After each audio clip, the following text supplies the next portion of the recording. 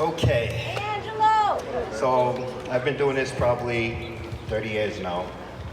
Um, although Arnusha put this together and everything there, my thing was that I just happened to go through Facebook. I saw something in Facebook that stated basically how the Nonviolence Institute is their continued cooperation in helping to solve unsolved homicides. Incorrect information.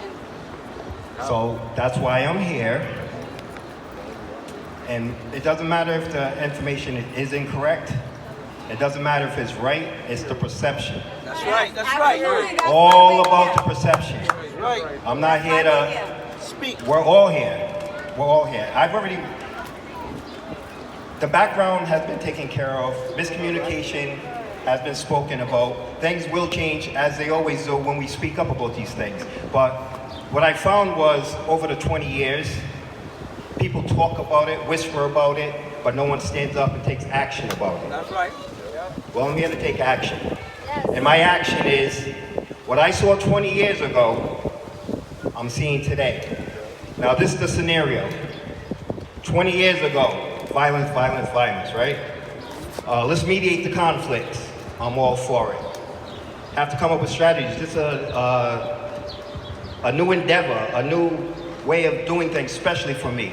But I want it to happen because one of the things that I cannot forget is, as a street worker, being on call for all the shootings, stabbings, whatever, going to the hospitals, but the cries of the moms when they visit their sons and find out, or daughters, that they're gone. The howls, I'll never forget them. And I felt that I had the perfect opportunity to do what I needed to do, which was change people's lives like the Institute helped change my life. I felt that I'd grown up violent. Violence is a norm. Little things. I had to learn the fact that a voice is a violent thing. It can be, you know?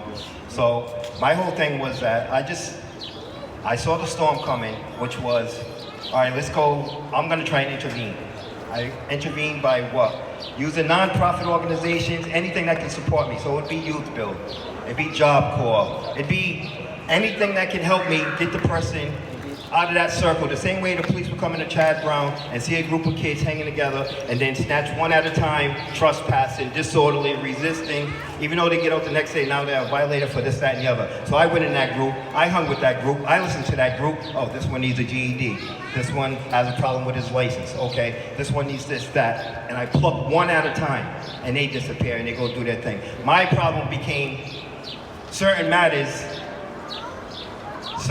in the streets talk, especially if you have generational relatives here. You know what's going on in every side of town before, you know what, when, why. And now, when you have the pressure of all of that stuff and how do you handle it, you need someone, someplace to talk about it, to strategize and to figure it out where these people's lives won't be changed for the worse for the rest of their lives. And that's what I did, and I just always felt that the Institute was too close to the Providence police only because, not because you can't have a relationship, but because the relationship to me was solid. It was about getting a pile of money, everybody splitting up monies, whether you're needing counseling, this, that, and the other, sending them off to all these different places, and yet that person that you made all the money off of, instead of changing his life, you send him up to the ACI. Well, here it is 20 years later. 20 years later, these guys are getting out. Yeah, they've been convicted of murder, right? But they're out right now. I see them. I know them. Now what are they supposed to do? The conflict didn't end 20 years ago. What makes you think it ended today? You don't know if their little brother or sister was killed. You don't know if they were raped, whatever, you know? So they need someone, even them, both sides, everybody needs someone in the middle to mediate the situation. And I'll tell you another thing that I learned as a street worker. I haven't met a single person that's carrying a gun that wants to carry a gun, okay? That's not true. I have not met a single person, can I speak for myself? I have not met a single person who is carrying a gun because they want to. They're carrying that gun because they have to. life and death choices. And when you give them choices, opportunities, like I made the wrong choice because I didn't have information. Well, they used to call me Mr. Resources, right? I used to be Mr. Resources, right or wrong. No one's gonna say so. But that's the only thing that helped me to save my community. And when the resources are a little funky, there's a problem, all right? So I see what's going on right now. The same thing that happened 20 years ago is happening right now. Now they're about to round up all of these folks, put them in for another 20. Everybody celebrate these millions of dollars, pay them all out, and retire like the last 20 years. And you're gonna do it again? And you think I'm gonna stand by and watch it? Absolutely not. I have absolutely nothing to lose. I'm here all about unification. I'm here all about my community. I'm here about the bigger picture. But at the end of the day, I'm here for my people. Because whatever happens to my people is going to happen to you. Yes. Believe me when I tell you. Everything that's happened to us is going to happen to you. You know, so I'm saying, my brother, I'm from Mexico, I'm just like you. You don't get it, my man. I get you, I get your struggle, but you don't get it. You're not walking in my shoes. Let me tell you, join my struggle. Join my people's struggle, because that's what it was all about, and everybody else benefiting off of it. That's fine, we want change. But if we separate all of these groups, a little group here, a little group here, a little group here, the message is distorted. If we put that whole group of people, all these advocates together, one common cause, which is to treat another human being like another human being. You know what I'm saying? We'd all be on the same page. They have us divided. People are mad at me. I have nothing against anybody, not even the Institute. But when it comes to my people, I'm looking out. I'm now considered an elder. I'm 52 years old. I have to accept that role. We have junior elders out there. I have a responsibility and I'm taking it. I'm here to speak in front of the people. I'm here to stick my neck out. I've already had my cards told. I've already been, could go on and on and on. But guess what? 52 have been doing it for 30 years, so you better come right and come correct. I'm not afraid of you. We're not afraid of you. We're not gonna keep quiet unless you pay us a few bucks, right? I'm not one of them. I'm not one of those people, obviously. Can't be paid. Can't be bought, can't be paid. I just wanna say that at the end of the day, I love the Institute, believe it or not, because it really helped me. It taught me certain steps. Instead of reacting, you know what I mean? Those reactions will get you in a lot of trouble. And all these guys out here, they react. And the Institute had, and continues to do, I guess, go to the schools and teach some of these principles that really matter, and it does change lives. I'm one of these people that has changed my life. So I have nothing against the institution, but I do have a problem with the perception of police departments and the fact that as a street worker, doing what I can do day by day, and only to